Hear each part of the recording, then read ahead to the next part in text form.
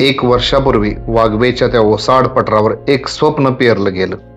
Team मनवर्धनने केवळ झाड लावायचं नाही तर एक नंदन उभं करायचं ठरवलं.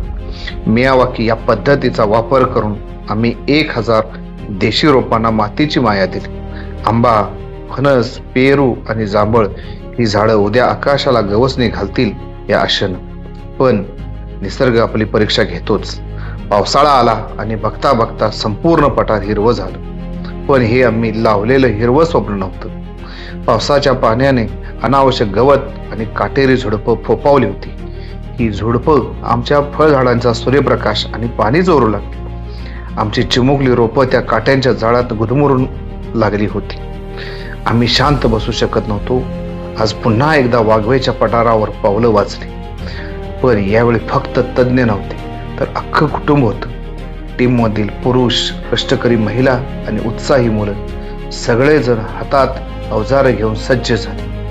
आम्हाला कोणतंही मोठं मशीन नको होतं. आम्हाला हवी होती फक्त माणुसकीची साथ. काम सोपं नव्हतं. हाताला काटे बोचत होते. ऊन अंगाची लाहीलाही करत होतं.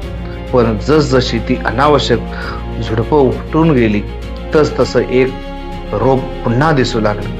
मुळे उत्साहाने गवत काढत होती तर महिलांनी काटेरी झुडपांचा विळखा सोडवला होता. त्या काट्यांच्या मागे लपलेलं आमचं आंब्या फणसाचं रोप जणू पुन्हा असत होतं. दुपार झाली. पठाराचं रूप पालटलं. तो गुदमरणारा कचरा आणि काटे आता बाजूला झाले होते. आता आमचा आंबा, जांभूळ आणि पेरू मोकळा श्वास घेऊ लागली होती.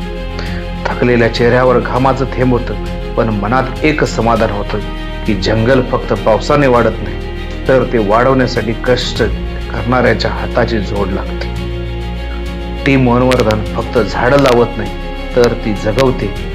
वाघवेचं पठार आता पुन्हा एकदा भरण्यासाठी सज्ज आहे.